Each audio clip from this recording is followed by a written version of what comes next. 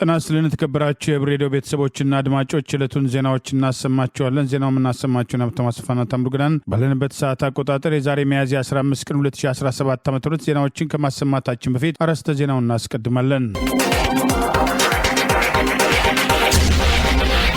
የአገዛዙ ጭፍጨፋ መጋለጥ፣ የዘመቻ አንድነት ተጠናክሮ መቀጠል፣ የፋኖ ማስጠንቀቂያና ጦሩ የሚደግፋቸው ዘራፊዎች፣ ኑፋቄውና ሲኖዶሱ፣ የጦርነቱ ኢኮኖሚ መጋለጥ፣ መገንጠልና የሃይማኖት መሪዎች መካሰስ፣ የአሜሪካ መከላከያና ስልጣን የለቀቁት የሚሉና ሌሎችም ወቅታዊ ዜናዎች አሉን። ዝርዝሩን እነሆ።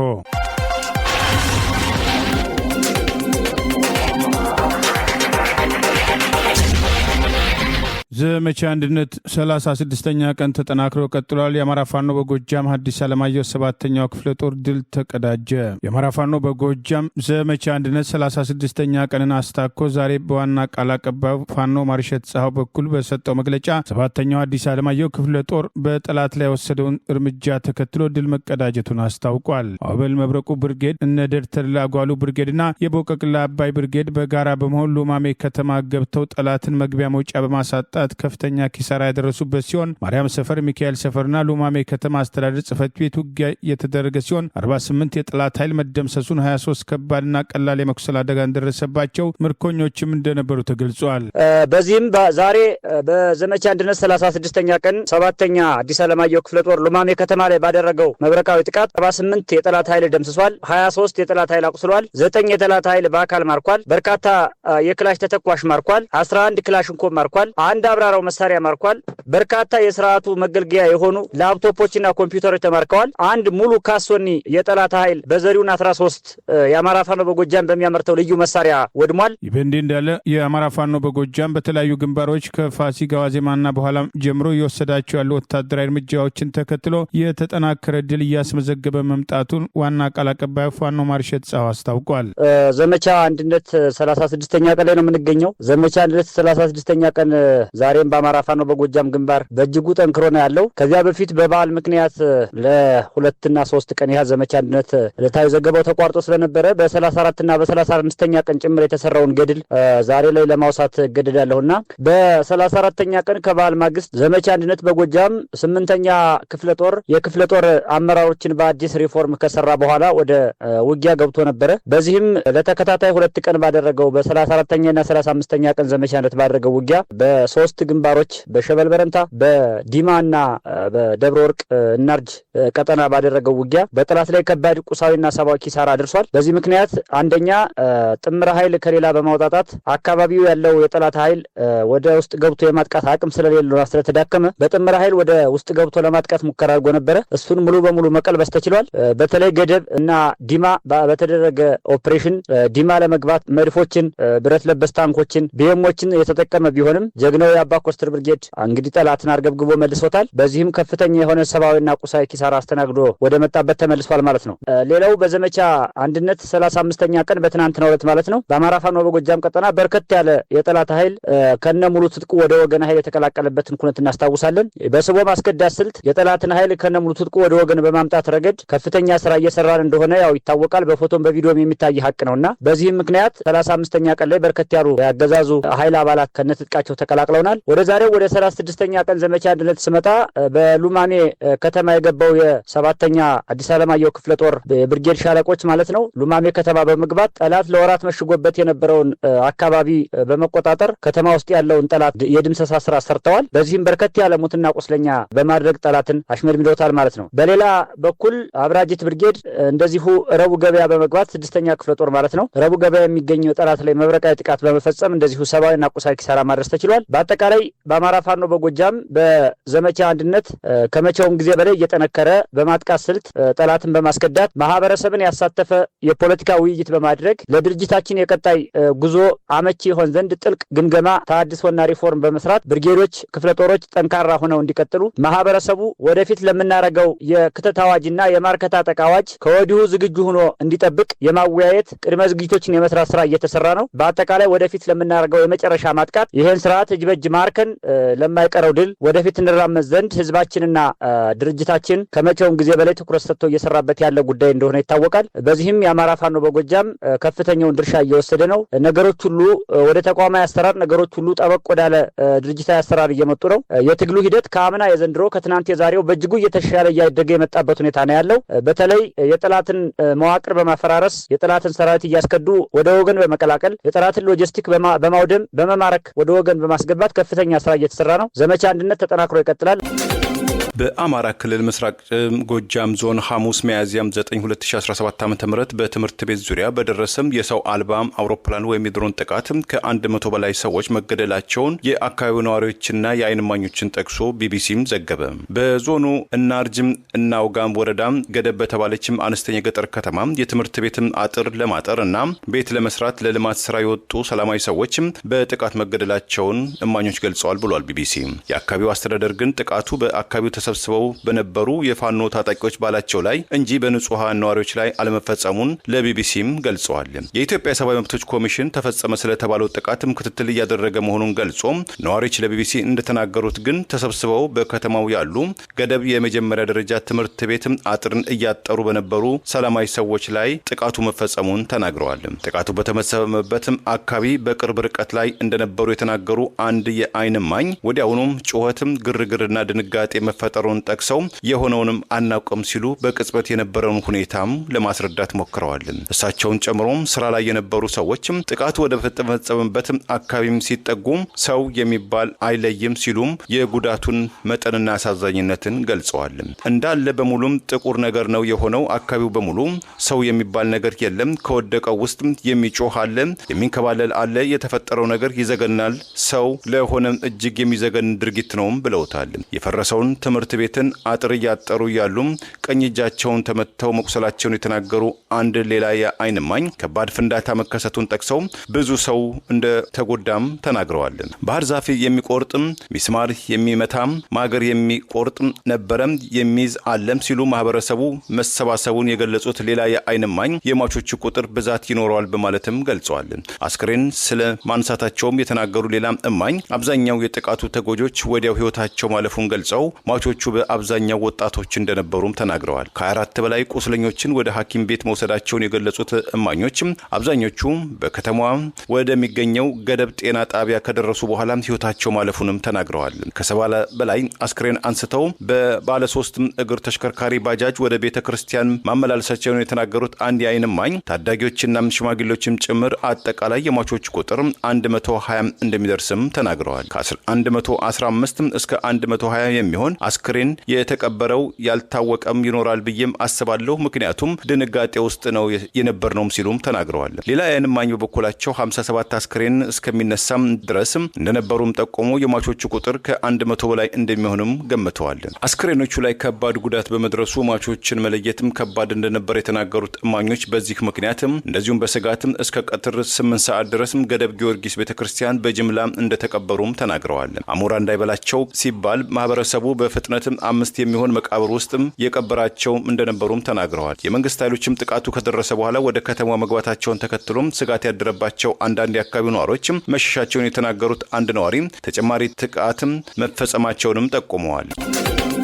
የአማራ ፋኖ አንድነት በጎንደር በጠላት ላይ እየወሰደ ያለውን ወታደራዊ እርምጃ አጠናክሮ መቀጠሉን አስታወቀ። በሌላ በኩል በአማራ ሕዝብ ላይ ጦርነት የከፈተውን አገዛዝ ወደ ጎን በማድረግ ፋኖን እርስ በርስ ለመውጋት የሚንቀሳቀሰው ኃይል ትንኮሳ እያደረገ መሆኑን አስታውቋል። የአማራ ፋኖ አንድነት በጎንደር በተለያዩ አቅጣጫዎች እያደረገ ያለውን ውጊያዎች አጠናክሮ በመቀጠል ዘመቻ አንድነት በጎንደር ግንባር 36ኛ ቀን ተጠናክሮ መቀጠሉን የአማራ ፋኖ አንድነት በጎንደር ዋና ቃል አቀባይ ፋኖ ዮሐንስ ንጉሱ ለመገናኛ ብዙሃን በጋራ ከሌሎች ቃል አቀባዮች ጋር በሰጠው መግለጫ ላይ ጠቅሷል። በሌላ በኩል ራሱን አህፋድ ብሎ የሚጠራው በእስክንድር የሚመራው አደረጃጀት ጋር ግንባር የፈጠሩ ግለሰቦች የሚመሩት እንቅስቃሴ በደቡብ ጎንደር በአማራ ፋኖ አንድነት በጎንደር ስቴደንሳ ብርጌድ ላይ ጥቃት ለመሰንዘር እየተንቀሳቀሱ መሆናቸውና በአገር ውስጥና በውጭ ያለው ህዝብ ጉዳዩን እንዲረዳው ይሄ ትንኮሳ ድርጊት እንደማያዋጣ ጭምር አስጠንቅቋል። የዛሬውን ውጊያ በተመለከተ አጠር ያለ ማብራሪያም ሰጥቷል። ዘመቻ አንድነት በእኛ ቀጠና እንደቀጠለ ነው። በዛሬው ዕለት የአማራ ፋኖ አንድነት በጎንደር የንስር በለሳ ቅጣው እጅጉ ክፍለ ጦር አካል የሆኑ የተክለ ሃይማኖት ብርጌድ፣ ነበልባል እና መብረቅ እንዲሁም ደግሞ ጓኋላ ሻለቆች በሶስት ሻለቆች በቅንጅት በተደረገ ኦፕሬሽን ልዩ ቦታው ግን ሻሃ ሚካኤል በተባለ ቦታ 4 የጠላት ኃይል የተደመሰሰ ሲሆን 5 ያህል ደግሞ ቁስለኛ የሆነበት ውጊያ በዚህ ቀጠና ተፈጽሟል።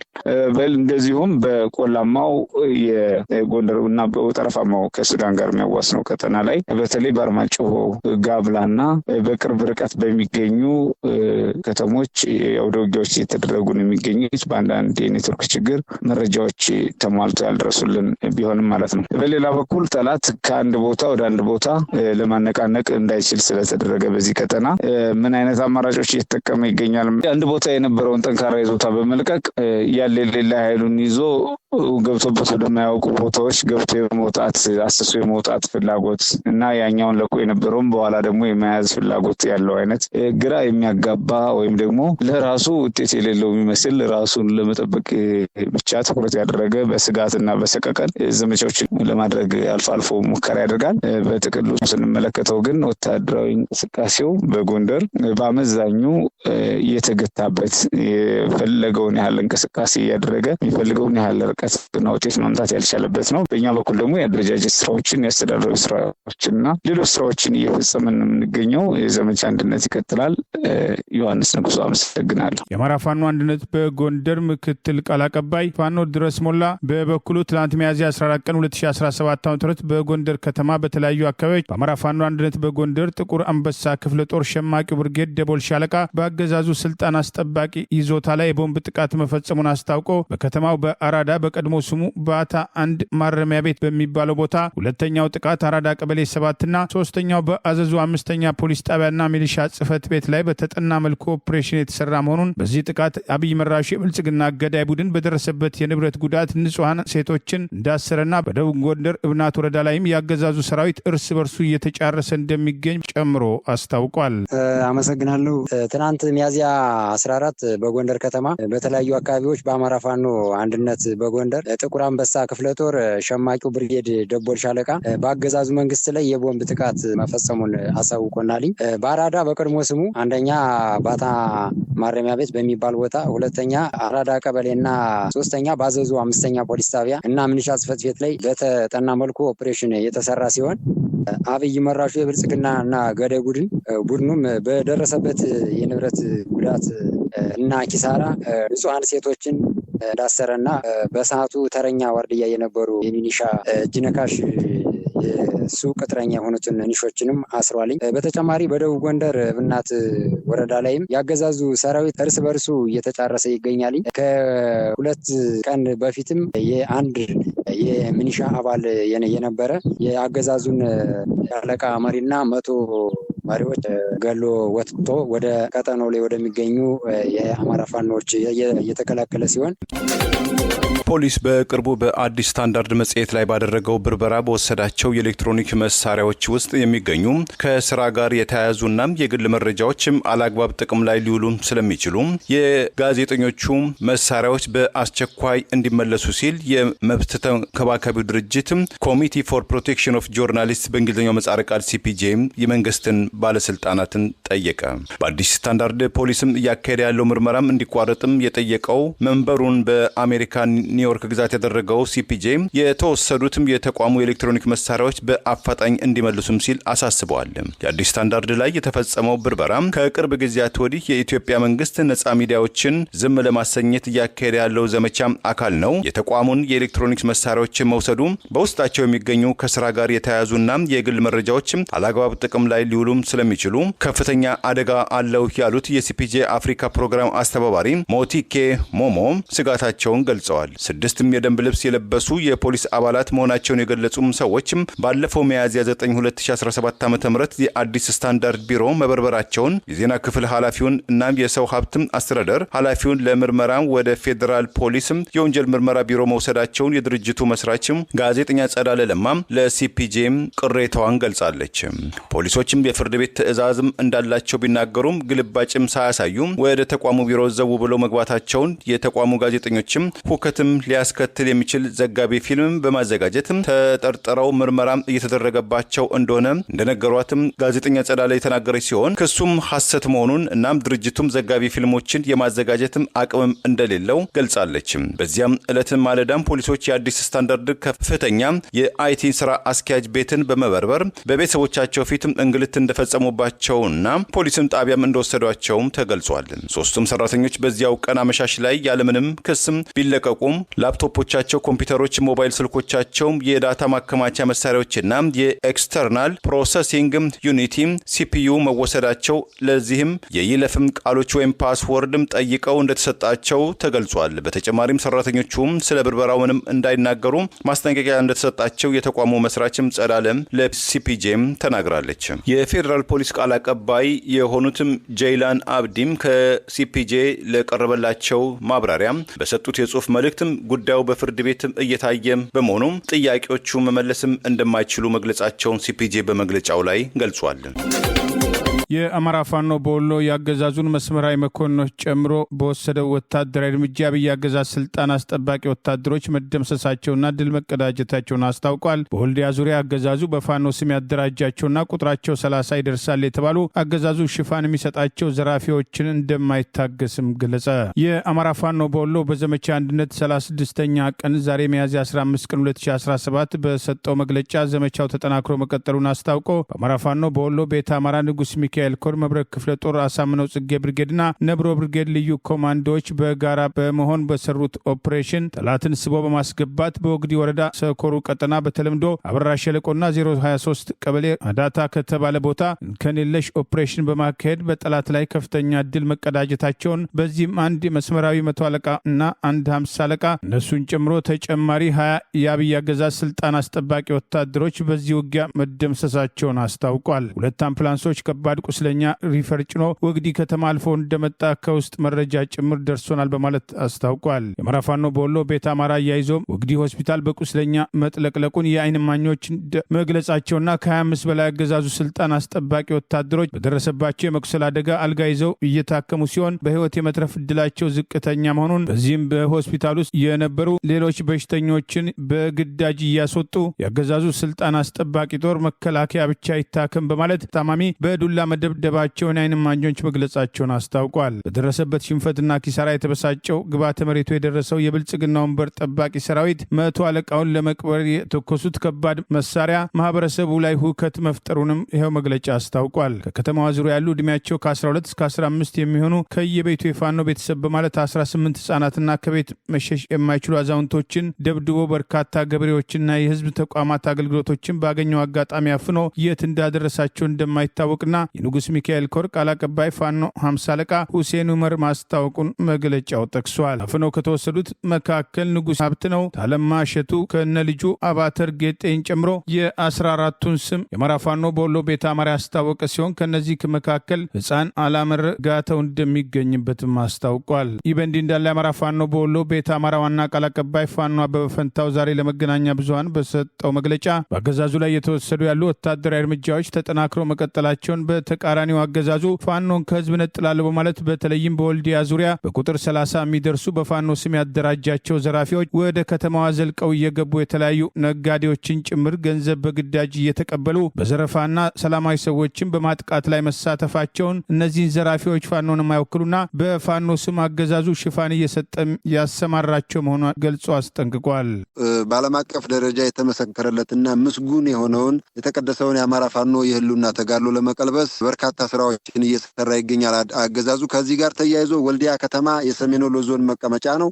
በርካታ ተጋድሎችን እያደረገበት የሚገኝ ቀጠና ነው የአማራ ፋኖ በወሎ ቤተ አማራ። እዛ አካባቢ በህዝቡም ከፍተኛ ቅቡልነት አለ።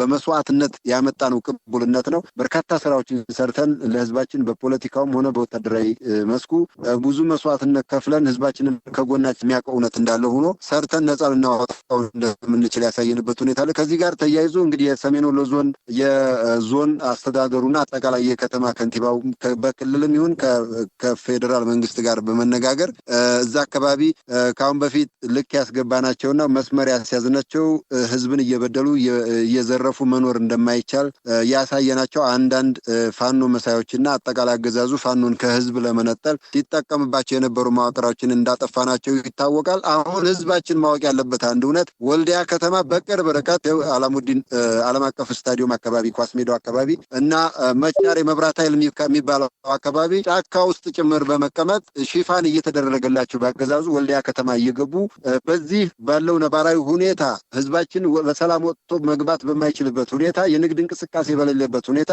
ነጋዴዎችን ካሁን በፊት ባላቸው ስምና ዝና ጭምር ደፈጣ እየሰሩ እየገቡ ከተማ በአገዛዙ ሽፋን እየተደረገላቸው እያንጠለጠሉ እያወጡ በሚሊዮን የሚቆጠር ገንዘብ አምጡ እያሉ የማያመጣውንም የመቷቸው ባለሀብቶች ጭምራሉ። አጠቃላይ ማህበረሰቡ ያውቀዋል። ከዛ አካባቢ ማህበረሰብ በዘለለ የአማራ ህዝብ በውጭም በውስጥም ያለው እንዲያውቅልን እንፈልጋለን። የአማራ ፋኖ በወሎ ቤት አማራ ይህንን ለማጽዳትና ለማስተካከል የምንችለው መስዋዕትነት ሁሉ ከፍለን ማስተካከል እንችላለን። ያን እስከምናደርግ ግን ህዝባችን ላይ በዚህ በተነጣጠረ መንገድ መቻሬ ጫካው አካባቢ እዛው ከኳስ ሜዳ በቅርብ ርቀት መብራት ኃይል በቅርብ ርቀት ማለት ነው በአገዛዙ ሽፋን የሚደረግላቸው በፋኖ ስም የሚንቀሳቀሱ የሚታጠቁ ቁጥራቸው ከ30 እስከ 40 የሚሆኑ ያገዛዙ ኃይሎች ናቸው። የኢትዮጵያ ኦርቶዶክስ ተዋሕዶ ቤተ ክርስቲያን ቅዱስ ሲኖዶስ የኑፋቄ ትምህርት በአደባባይ ያስተማሩትን በአብይ አገዛዝ ተጽዕኖ እንዲሾሙ ከተደረጉት ጳጳሳት አንዱን ጉዳይ አንስቶ ውይይት መጀመሩ ታውቋል። ውሳኔ የሚጠበቅ ቢሆንም ሲኖዶሱ ጠንከር ያለ ውሳኔ ይወስናል የሚል እምነት እንደሌላቸው አንዳንዶች አስተያየት መስጠት ጀምረዋል። የኢትዮጵያ ኦርቶዶክስ ተዋሕዶ ቤተ ክርስቲያን ቋሚ ሲኖዶስ ብፁዕ አቡነ ገብርኤል የተባሉት ቅድስት ድንግል ማርያምን በማስመልከት ያስተላለፉትን የኑፋቄ ትምህርት ተከትሎ ዘግይቷል የተባለ ቢሆንም ዛሬ በጉዳዩ ላይ ምክክር ማድረጉን ከቤተ ክርስቲያኒቱ የወጣው መረጃ ይገልጻል። ቋሚ ሲኖዶሱ ዛሬ ማለዳ ባደረገው መደበኛ ስብሰባ ብፁዕ አቡነ ገብርኤል ባለፈው ዓርብ በስቅለት ዕለት በፍኖተ ጽድቅ ቴሌቪዥን በቅድስት ድንግል ማርያም ዙሪያ ያስተላለፉት ትምህርት በተመለከተ ውይይት የተደረገበት ሲሆን የኑፋቄ ትምህርታቸውን በተመለከተ ዝርዝር ሁኔታን በመመርመር ውሳኔ ለማስተላለፍ ይቻል ዘንድ ሁሉም የቋሚ ሲኖዶስ አባላት በምልአት በተገኙበት ለሚቀጥለው ሳምንት ረቡዕ ሚያዝያ 22 ቀን 2017 ዓ.ም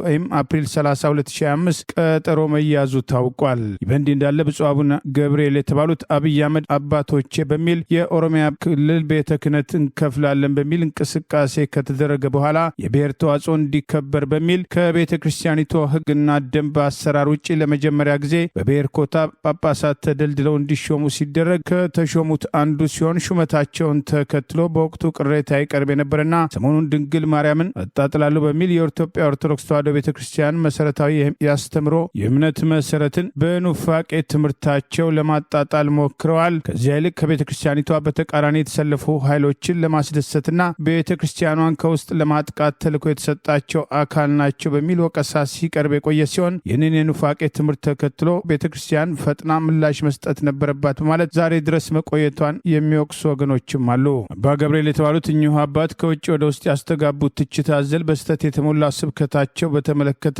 በማህበራዊ ሚዲያ ሰሞኑን ክርክር ሲደረግ የቆየ ሲሆን በዚህ የኑፋቄ ትምህርታቸው እመቤታችን ቤዛዊት ዓለም አይደለችም ከሚለው ትችታቸው ውጪ ጠቅላላ ስብከታቸው በአግባቡ ሊመረመርና ተልዕኮ እንዳላቸው በግልጽ የሚያሳይ እኚህ አባት በአደባባይ ይናገሩት እንጂ ተመሳሳይ ተልዕኮ የተሰጣቸውና በአብይ አህመድ ጫና እንዲሾሙ የተደረጉት አባቶች ቤተ ክርስቲያኗን ከውስጥ ለመናድ ሰፊ ስራ እየሰሩ ነው የሚሉ ቅሬታዎችም ተነስተው ሲንሸራሸሩ አስተውለናል። ቅዱስ ሲኖዶሱ እንደ ቤተ ክርስቲያኒቷ የበላይ ጠባቂ በዚህ ዓመት ጨምሮ በኦሮሚያ ክልልና የተለያዩ አካባቢዎች ሃይማኖት ተኮር ጥቃቶች በኦርቶዶክስ እምነት ተከታዮች ላይ በተደጋጋሚ ሲፈጸም፣ ሌላው ቀርቶ በአዲስ አበባ አቅራቢያ ሞጆ ላይ ለ41 ዓመታት በአካባቢው ያገለገሉ የሃይማኖት አባት ከነ ቤተሰቦቻቸው በሌሊት ከቤታቸው ታፍነው ተወስደው በአሰቃቂ ሁኔታ ሲገደሉ ሲኖዶሱ በጉዳዩ ላይ ተወያይቶ መግለጫ ከማውጣት ይልቅ በዝምታ ሂደቱን እያጠናን ነው በሚል ማለፉም በወቀሳ ሲነሳ መቆየቱ አይዘነጋም። አቡነ ገብርኤል የተባሉት አባት በአደባባይ ጸባይ ያንጸባረቁት የኑፋቄ ትምህርት ቤተ ክርስቲያኒቷ ከውጭ ብቻ ሳይሆን ከውስጥም የገጠማት ፈተና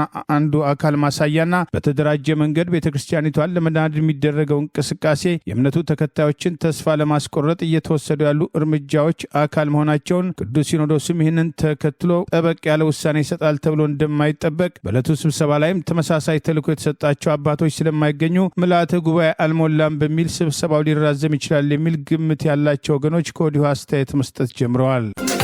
የዓለም የገንዘብ ድርጅት በእንግሊዝኛው ምህጻረ ቃል IMF አዲስ ባስቀመጠው ትንበያ መሰረት በዚህ በፈረንጆቹ 2025 መጨረሻ ጎረቤት ኬንያ ኢትዮጵያን በመብለጥ የምስራቅ አፍሪካ ትልቁ ኢኮኖሚ አገር ትሆናለች ሲል ቅድመ ትንበያ አስቀመጠ። ከዓለም ባንክና ከዓለም አቀፍ የገንዘብ ድርጅት IMF የተሻለ ብድር ለማግኘት የተረጋጋ ኢኮኖሚ ለመፍጠር በሚል የኢትዮጵያ መንግስት ብድር የህጋዊ ገንዘብ ብርን ከዶላር ጋር ያለውን ምንዛሬ ማዳከሙ ለዚህ ዋነኛ ምክንያት ነው ሲልም IMFም ጠቁሟል። እንደ ፈረንጆቹ አቆጣጠር በ2025 የኬንያ አጠቃላይ ሀገራዊ ጥቅል ምርት በእንግሊዝኛው ምህጻረ ቃል GDP 132 ቢሊዮን ዶላር የሚደርስ ነው ያለው የዓለም አቀፉ የገንዘብ ተቋም IMF የኢትዮጵያ አጠቃላይ ሀገራዊ ጥቅል ምርት ወይም GDP 117 ቢሊዮን ዶላር እንደሚሆን ብሉምበርግ IMFን ጠቅሶም ዘግቧል። ኢትዮጵያ የውጭ ምንዛሬ ስርዓቱን ገበያ መር ለማድረግ የብር ዋጋ በከፍተኛ ደረጃ እንዲዳከም መፍቀዷም ከ55 በመቶ በላይ ብር መዳከሙን የጠቆመው ብሉምበርግ የዜና አገልግሎት በአንጻሩ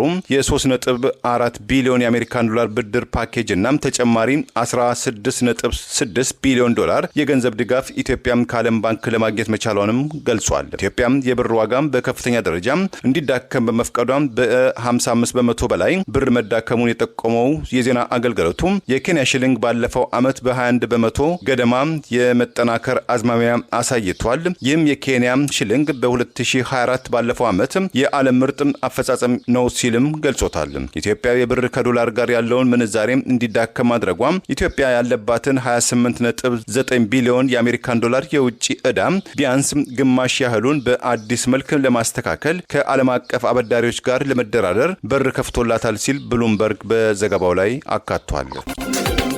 የትግራይ ፖለቲከኞች መካሰስ ጀምረዋል። ሳልሳይ ወያኔ በነ ዶክተር ደብረጽዮን የሚመራውን የህወሓት ቡድን የትግራይ ጊዜያዊ አስተዳደርን ተቆጣጥሯል፣ ለውጥ አያመጣም ሲል በወቀሳ መግለጫ አውጥቷል። በዝርፊያ ተጠርጥሮ ታስሮ በድርድር የተፈታው የህወሓቱ ጀኔራል ኢትዮጵያ ህመም ነች ማለቱ መነጋገሪያ ሆኗል። በትግራይ ከሚንቀሳቀሱና ከህወሓት አቋም ብዙም ያልተለየ አጀንዳ ከሚያራምዱ በተቃዋሚ ስም ከተመዘገቡት መካከል አንዱ ሳልሳይ ወያኔ ዛሬ ባወጣው መግለጫ በሌተናል ጀነራል ታደሰ ወረደ የሚመራው የትግራይ ጊዜያዊ አስተዳደር በዶክተር ደብረጽዮን ገብረ ሚካኤል የሚመራው የህወሓት አንጃ የተቆጣጠረውና በቅርቡም በዚህ ጊዜያዊ አስተዳደር የተዋቀረው ካቢኔ ሁሉን አካታች ያለመሆኑን የህወሓትን ፍላጎት የሚያሳካ መሆኑን አስታውቋል። ፓርቲው ዛሬ በመቀሌ በሰጠው በዚህ ጋዜጣዊ መግለጫ ላይ በሌተናል ጀነራል ታደሰ ወረደ የሚመራው ጊዜያዊ አስተዳደር የህወሓት አንጃ ስልጣኑን እንዲቆጣጠር ፈቃድ እንደሰጠው ጠቅሶ በፕሪቶሪያ ስምምነት አንቀጽ 10 መሰረት የሚመሰረተው ጊዜያዊ አስተዳደር ሁሉን ያካተተ እንዲሆን የተደነገገ ቢሆንም አሁን የተመሰረተው ካቢኔ ግን ይህንን አያሟላም ሲል ፓርቲው ወቅሷል።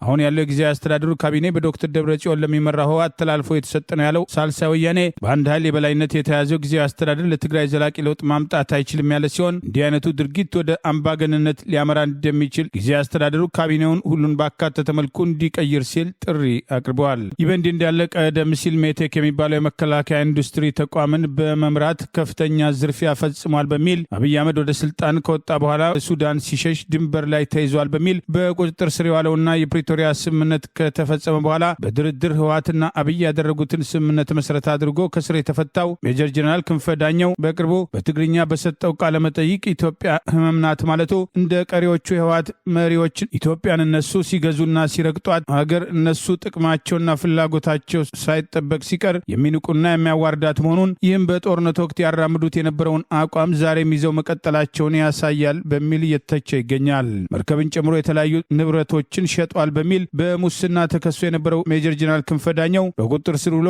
በወቅቱ ለህዝብ መታየቱ የህወሓት መሪዎች በከፍተኛ ደረጃ ያስቆጣ ሲሆን ሜቴክ በርካታ የአባይ ግድብ ፕሮጀክቶችን በበላይነት በመቆጣጠር ብዙ ሀብት ማባከኑና ሰፊ ዝርፊያ ሲፈጽም እንደነበር በተደጋጋሚ የተጠቀሰ ቢሆንም ስልጣን ላይ ያለው የአብይ አገዛዝ ቡድን የፖለቲካ ስልጣኑን ለማስቀጠል ሲል ከላካያን ወቅተዋል ያላቸው የህወሓት ወታደራዊ አዛዦችን ጭምር በመፍታት በተመሳሳይ የሜቴኩን ዋና ሰውም መፍታቱ በጊዜው መነጋገሪያ መነጋገሪያ እንደነበር አይዘነጋም። ጌታቸው ረዳ በቅርቡ ከትግራይ ሸሽቶ አዲስ አበባ ላይ መግለጫ በሰጠበት ወቅት እኔም ሞቅ ስለኝ ትግራይ አገር እንደሆነች አስባለሁ በማለት ቀደም ሲል በጋራ ሲያራምዱት የነበረውን አቋም በወቀሳ ማንሳቱ አይዘነጋም። ህወሓት ወልቃይትን በጉልበት መልሶ መቆጣጠር የሚፈልገው ትግራይን ለመገንጠልና ከሱዳን ጋር በድንበር ለመዋሰን መሆኑ በተደጋጋሚ ሲጠቀስ የቆየ ሲሆን በቅርቡ በወልቃይት የተከዜ ዘቦች ስልጠናን ተከትሎ ባወጣው መግለጫም አካባቢውን በጉልበት መልሶ ወደ ትግራይ ማካለል ፍላጎት እንዳለው በግልጽ ያሳያል ተብሏል። ተወደደም ተጠላም ትግራይ ሀገር ትሆናለች ያለው ሜጀር ጀነራል ክንፈ ዳኘው የኢትዮጵያ ህገ መንግስት ፈርሷል፣ ቢኖርም ወረቀት ላይ ብቻ ነው፣ በተግባር የለም በማለት አስተያየቱን ሰጥቷል። በእኔ ዘመን ባይሳካም ትግራይ ሀገር ከመሆን ወደኋላ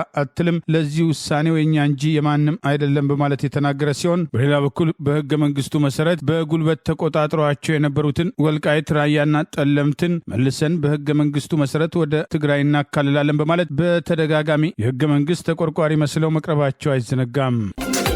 አማራ ማንነታቸው ሳቢያ የታሰሩ የፖለቲካና ህሊና እስረኞች ላይ አገዛዙ አሉኝ ያላቸውን ሐሰተኛ ምስክሮች ያቀረበ፣ ምስክሮቹ የሰጡት አስተያየት መነጋገሪያ ሆኗል። በአማራ ማንነታቸው ሳቢያ በስር ላይ ከሚገኙት የህሊናና የፖለቲካ እስረኞች መካከል በነ ዶክተር ወንደሰን አሰፋ መዝገብ 23 የፖለቲካና ህሊና እስረኞች በተካተቱበት መዝገብ በትላንትናው ዕለትም አቃቢ ህግ አሉኝ ያላቸውን ያስጠናቸውን ምስክሮች ያቀረበ ሲሆን ለፈጠራ የሽብር ክሱ ይረዱልኛል ያላቸው እነዚህ ምስክሮች የሰጡት አስተያየት መነጋገሪያ ሆኗል። ከትላንት በስቲያ ሚያዝያ 13 ቀን 2017 በቀረጻ ችግር ምክንያት ተቋረጠበት የተባለው አንድ ምስክሩን ጨምሮ በትላንትና ሁለት ሚያዝያ 14 ቀን 2017 ሁለት ምስክሮችን ያቀረበው አቃቤ ሕግ ተመስገንና መሐመድ አሊ አህመድ የተባሉ ምስክሮችን አሰምቷል። መሐመድ አሊ የተባለው ምስክር በአማራ ክልል ኦሮሚያ ልዩ ዞን ወሰን ቁርቁር በተባለ አካባቢ በ2014 እና 2015 አጋጥሞ ነበር ያለውን የጸጥታ ችግር ለፍርድ ቤቱ ያስረዳ ሲሆን ምስክሩ በአንድ ወቅት ጋዜጠኛ ጎበዜ ሲሳይ በሚዲያ ላይ ቀርቦ ሀሳቡን በገለጸበት ወቅት ለአማራ ደህንነት ሲባል በክልሉ ያለው የኦሮሚያ ልዩ ዞን መፍረስ አለበት ብለዋል በማለት ከሱ ንግግር በኋላ በአካባቢው የምንኖረው ኦሮሞዎች ስለሆንን ኦሮሞ ይጥፋ እንደማለት አድርጌ ተረጉመዋለሁ በማለት ከምስክርነት አልፎ አስተያየት መስጠቱ ታውቋል። ምስክሩ ቀደም ሲል ከከሚሴና አካባቢው መጥተው ከመሰከሩ አቃቤ ሕግ አስጠንቷቸው በግልጽ የተምታታ ምስክርነት ከሰጡ ወገኖች ጋር አንድ አይነት ቃል እንዲናገር የተጠና ተልእኮ እንደተሰጠው በግልጽ ይታይ እንደነበር የፍርድ ቤት ሂደቱን ተከታትሎ የሚዘግበው አውሎ አንድነት የደረሰው መረጃ ጠቅሶ ዘግቧል። ለ11 ጊዜ ያህል አጣዬ ከተማን መቃጠልን ጨምሮ በተለያዩ አካባቢዎች እየተንቀሳቀሰ ማንነት እየለየ በንጹሐን አማራዎች ላይ በተደጋጋሚ ጭካኔ ጥቃት መፈጸም እያስከተለ ያለውን ከፍተኛ የሆነ ሰብአዊና ቁሳዊ ውድመት የመንግስት አካላት ጭምር የሚደግፉት የሽብር ቡድን የተለመደ እንቅስቃሴን የለም አላውቅም በማለት ኦሮሚያ ልዩ ዞን ከሚባለው በኦነግ ሸኔ ስም በተደጋጋሚ አጣዬ ላይ ሲደርስ የነበረው ጉዳት ሽምጥጥ አድርጎ ክዷል። በአካባቢው በዚህ የሽብር ቡድን ትንኮሳ የተነሳ በማህበረሰቡ መካከል የሚነሳ አንድም ግጭቱና ዝርፊያ የለም በማለት የአቃቤ ሕግን ተልዕኮ የፈጸመው ምስክር በአገዛዙ በሚደገፈው ኦነግ ሸኔ የሽብር ቡድን ድጋፍና ትንኮሳ በሚያጋጥሙ እርስ በርስ ግጭቶች ምክንያት የሚቃጠለው ከኦሮሞ ተወላጆች ቤት ውጭ የአማራ ቤትም ሆነ ቤተ ክርስቲያን መቃጠሉን አላውቅም በማለት በአደባባይ ያለውን ሀቅ ለማስተባበል በመሞከር ካድሬነቱን በችሎት ማስመስከሩ ታውቋል። በግጭት ምክንያት የተጎዱትን የአንድ ወገን የኦሮሞ ብቻ አድርጎ በማቅረብ አቃቤ ሕግ ተከሳሹን በተጭበረበረ የምስክር ቃል ለማስቀጣት ያለውን ፍላጎት አመላካች የተባለ ሲሆን ምስክሩ ጎበዜ ሲሳይ እንደ ጋዜጠኛ ሀሳቡን በነጻነት የመግለጽ መብቱን ተጠቅሞ ልዩ ዞኑ በዋናነት የኦነግ ሸኔ መሰባሰቢያ ምሽግ በመሆኑ የሽብር ቡድን በማህበረሰቡ ላይ በተደጋጋሚ እያደረሰ ካለው ከፍተኛ ጉዳት አንጻር ዘላቂ መፍትሄ ይሆናል በሚል ከዞኑ መፍረስ ጋር በተያያዘ ያጋራውን ምልከታ በአካባቢው ላይ ለተከሰቱ ችግሮች ሁሉ ብቸኛ ምንጭ አድርጎ በማቅረብ መስክሬያለሁ ብለዋል። መጋቢ ቀሪ ምስክሮችን አስመሰክራለሁ ማለት ፍርድ ቤቱ ተለዋጭ ቀጠሮ ሰጥቷል። ይህ በእንዲህ እንዳለ በነ መኳንንት አድማሴ በሌሎቹ የአማራ ብሔር ፖለቲካ እስረኞች መዝገብ 4 ተከሳሾች ባሉበት ለዋስትና የተቀጠረ ሲሆን ዋስትናቸው እንዲከበር ቋሚ አድራሻ እንዳላቸው ጭምር በመጥቀስ ለፍርድ ቤቱ አስተያየት ያቀረቡ ሲሆን የአገዛዙ አቃቢ ሕግ በዋስትና ቢወጡ ከፋኖ ጋር ይቀላቀላሉ የሚል ሀሳብ ያቀረበ ቢሆንም ተቀባይነት የሌለው ሀሳብ መሆኑን ጭምር በመግለጽ ተቃውሞ አቅርበዋል። ፍርድ ቤቱ የዋስትና ክርክሩ ላይ ብይን እሰጣለሁ በሚል ተለዋጭ ቀጠሮ ሰጥቷል። ከነዚህ የፖለቲካ እስረኞች መካከል የኋላ እሸት የተባለው ቀደም ሲል ማዕከላዊ ላይ ታስሮ የነበረ ሲሆን ወደ ፌዴራል ከፍተኛ ፍርድ ቤት በመምጣት የችሎት ሂደቱን የተከታተለ ሲሆን በዕለቱ የሽብር ክስ የተሰጠውና የተነበበለት ሲሆን ክሱን እቃወማለሁ አልቃወም ለማለት ሆነ የእምነት ክህደት ቃል ለመስጠት በቅድሚያ ጠበቃ ማቆምና መመካከር ፈልጋለሁ በሚል የ3 ቀን ተጨማሪ ጊዜ እንዲሰጠው መጠየቁና በዚህም ፍርድ ቤቱ ለሚያዝያ 17 ቀን 2017 ተለዋጭ ቀጠሮ መስጠቱን አውሎክስን አንድነት በላከው በዚሁ ዘገባ ጠቅሷል። የአብይ አገዛዝ በአማራ ህዝብ ላይ ጦርነት መክፈቱን ተከትሎ በአማራ ማንነታቸው ሳቢያ እየሰበሰበ ያሰራቸው የህሊናና የፖለቲካ እስረኞች ላይ ይመሰክራሉ የተባሉ ግለሰቦችን ናዝሪት ወይም አዳማ የሽመልስ አብዲሳ የኦሮሚያ ክልል አስተዳደር በመውሰድ ከአቃቤ ህግ ጋር ግንባር ፈጥረው በሽብር የወነጀሏቸውን የህሊናና የፖለቲካ እስረኞች ፎቶግራፎች ጭምር በፕሮጀክተር እያሳዩ ያስጠኗቸው እንደነበር ባለፈው ዓመት ክረምት ላይ መዘገባችን አይዘነጋም። ደቡባዊ አፍሪካዊቷ ማላዊን ከተለየ አለትናም ከሽንት ጋር በመቀላቀል ማዳበሪያ መስራቷም ሙከራውም አመርቂ መሆኑም ተዘገበ። ናይሳት ታይምስ ጋዜጣም የአገሪቱን ባለስልጣናትና የግብርና ተመራማሪዎችን ጠቅሶም እንደዘገበው በማላዊ ዩኒቨርሲቲ የሳይንስና የቴክኖሎጂ MUST ተቋም በተደረገው ጥናት ከልዩ የድንጋይ ዘርና ከሰውና ከእንስሳት ከተገኘ ሽንት በመቀላቀል ማዳበሪያ ማምረት መቻሉን የዩኒቨርሲቲው ተመራማሪ ዶክተር ጃቡሊን ናጊሜሬ በሰጡት አስተያየትም አዲሱ ግኝት በበቆሎ አዝመራ ላይ ተሞክሮ አመርቂና አበረታች ያሉት ውጤት መገኘቱን ገልጸው ከማዳበሪያ እጦት ጋር ለሚሰቃዩ አነስተኛ የአገሪቱ አርሶ አደሮችም ትልቅ የምስራች ነው ብለውታል። የአገሪቱ የግብርና ሚኒስቴር በበኩሉ በአገራቸው ከሚገኙት ዩኒቨርሲቲዎችም ይህ አይነቱ አስደናቂ ዜና መሰማቱ በምርታማነት ላይ ለምናደርገው ጥረትም ትልቅ ስኬት ነው ብሎታል። በተፈጥሮ መዛባት ችግር ለምትሰቃየው በኢኮኖሚያው ኋላ ቀር በሆነችው ማላዊ ውስጥ ኦርጋኒክ ማዳበሪያ ማምረትም መቻሉም በኢኮኖሚ አዋጭነትና ለአካባቢ አየርም ጠቀሜታ ትልቅም አስተዋጽኦ አለው ተብሏል። በአማራ ህዝብ ላይ ጦርነት የከፈተው አገዛዝ ለጦር ካምፕነት ተጠቅሞት የነበረውን ትምህርት ቤት አውድሞና ዘርፎ መሄዱን የአማራ ፋኖ በጎጃም ዛሬ አስታወቀ። የወራሪው አብይ አህመድ ሰራዊት በነደድ ወረዳ ጃማ ቀበሌ ጃማ ሁለተኛ ደረጃ ትምህርት ቤት ላይ ለወራት እንደ ጦር ካምፕ አድርጎ ሲጠቀም የነበረ ሲሆን ሰሞኑን በፋኖ የደረሰበትን ጥቃት ተከትሎ አካባቢውን ጥሎ ከመፈርጠጡ በፊት ትምህርት ቤቱን አውድሞና ዘርፎ መሄዱን ዛሬ በቪዲዮ ማስረጃ ይፋ አድርጓል። ባለፈው ሳምንት ሚያዝያ 5 ቀን 2017 ዓ.ም በፋኖ ተገርፎ አካባቢውን ለቆ የወጣው የአገዛዙ ወራሪ ሰራዊት ከመጋቢት 3 ቀን እስከ ሚያዝያ 5 ቀን 2017 ዓ.ም አንድ ወር ከ2 ቀናት በቆየባቸው ጊዜያት ወደ ጦር ካምፕነት የቀየረውን ትምህርት ቤት አውድሞና ዘርፎ መሄዱን በዚሁ ማስረጃ አጋልጧል። እና ሙሉ መቆጣጠሪያዎችን እያወጡ በምታዩት መልኩ በዚህ መልኩ ነው ያወደሙት። ሌላው እዚህ ያላገኘናቸው እንደዚህ ወድመው እንኳን ሰባራውን ያላገኘ ነው። በመኪና ምናምን የጫኑ የወሰዱት ካለ ኬብሎችን በምታዩት መልኩ በጣት ሰዎቿል። ራሱስ ፋኖ በነበረበት ሰዓት ሙሉ 50 ኮምፒውተሮችን ቆጥረን ተረክበን በሩን በሚገባ ሰርተን ከዚህ በፊት መከላከያ በገባበት ሰዓት በሩን ገንጥሎት ቢሄዱ እንኳን ድጋሚ አሰርተን እነዚህ እዚህ ውስጥ የነበሩ ኮምፒውተሮችን ተቆጣጥረን ማን ከዘራፊዎች ጠብቀን ነበር የቆየ ነው። ነገር ግን ከ5000 በላይ መከላከያ በገባበት ወቅት እኛም አቅማተን ወደ ኋላ ባፈገፈግበት ሰዓት ሙሉ 50 ኮምፒውተር ከዚህኛው ክላስ ወስደዋል። ከየመምህራን ስታፍ ማረፊያ ደግሞ 10 ኮምፒውተር በድምሩ 60 ኮምፒውተር ከዚህ ሁለተኛ ደረጃ ትምህርት ቤት ዘረፋ። ይሄኛው የተማሪዎች የላብራቶሪ ክላስ ነው። ያው በምታዩት መልኩ እዚህ ጋር ሙሉ 11 ማይክሮስኮፖች በዚህ መልኩ ነው የወደዱት። ይህ በእንዲህ እንዳለ አማራን እርስ በርስ አዋጋለሁ በሚል በአድማ ብተናና በሚሊሻነት ያሰለጠናቸው ዛሬም ፋኖን መቀላቀላቸው ተጠናክሮ መቀጠሉ ታውቋል። በተያያዘ ዜና ባለፈው ሐሙስ የጸሎተ ሐሙስ ዕለት ትምህርት ቤቱ መስራት ላይ ባሉ ሰላማዊ ሰዎች ላይ የድሮን ጥቃት በመፈጸም ከ120 በላይ ንጹሐን የጨፈጨፈው አገዛዝ አስተኳሽ በመሆን መሬት ላይ በባንዳነት የተሰለፉ ግለሰቦችን የአማራ ፋኖ በጎጃም በቁጥጥር ስር መዋሉን የሚጠቅሱ ተጨማሪ መረጃዎች ማምሻውን ደርሰውናል። ከነዚህ ተፈላጊ 4 የድሮን ጥቃት እንዲፈጸም ጥቆማ ሰጥተዋል ከተባሉ ባንዶች መካከል ዛሬ አንዱ በቁጥጥር ስር የዋለ ሲሆን የራሱን ወገን ለማስጨፍጨፍ ሽርፍራፊ ሳንቲሞችን የተቀበለው ይህ ባንዳ በቁጥጥር ስር የዋለው የፋኖ አመራር ምርመራ እያደረገበት መሆኑ ታውቋል። የድሮን አቅጣጫ ጠቃሚ ባንዳ በቁጥጥር ስር የዋለው የፋኖ ኃይል ቢቸና ዋና የአማራ ፋኖ ጠላት ነው የሚባለውን ኮማንደር ማናየን በቁጥጥር ስር ያደረገ ሲሆን ይህኛው ባንዳ በቁጥጥር ስር የዋለው በአማራ ፋኖ በጎጃም 8ኛ ክፍለ ጦር ፋኖች መሆኑን ማምሻውን የወጣው ይኸው መረጃ ይገልጻል። ስልጣን በያዙ በአጭር ቀናት ውስጥም ለሁለተኛ ጊዜ ወታደራዊ ሚስጥር በእንዝላልነትም አሳልፈው ሰጥተዋል የሚል ውንጀላ የቀረበባቸው የአሜሪካው የመከላከያ ሚኒስትር ፔት ሄግስም ስልጣን እንዲለቁ ወይም ዶናልድ ትራምፕ እንዲያሰናበቷቸው ጥያቄ ቀረበ። ዶናልድ ትራምፕና አስተዳደራቸው ግን በምርጫቸው መጽናታቸውም ተገለጸ።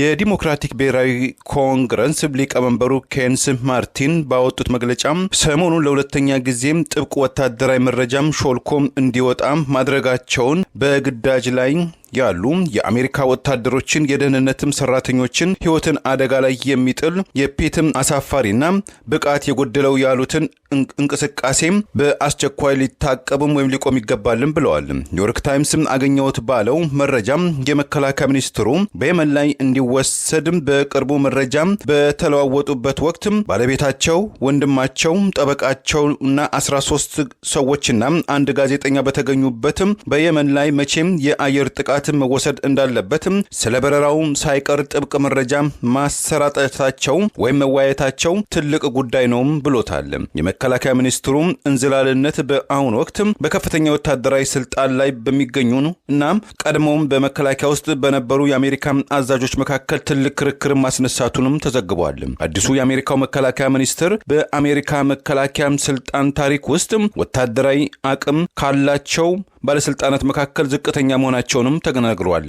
ከተወሰኑ ሪፐብሊካኖችም ዘንድም ሳይቀር የአሜሪካው መከላከያ ሚኒስትር ፔት ስልጣን እንዲለቁ ጥያቄና ግፊት ቢቀርብም ፕሬዚዳንት ዶናልድ ትራምፕና ነጩ ቤተ መንግስታቸው ግን በመከላከያ ሚኒስትሩ ላይ ያላቸውን አመኔታም ዛሬም ያለ መለወጣቸውን ዘገባው አክሏል። ለዛሬ ያሉን ዜናዎች እነዚህ ናቸው። ዜናውን ስታደምጡ ለቆያቸው የህብር ሬዲዮ ቤተሰቦችና አድማጮች ምስጋናችን ድረሳችሁ። ሬዲዮ ቤተሰብ እንድትቀላቀሉ በአክብሮት እንጋብዛለን።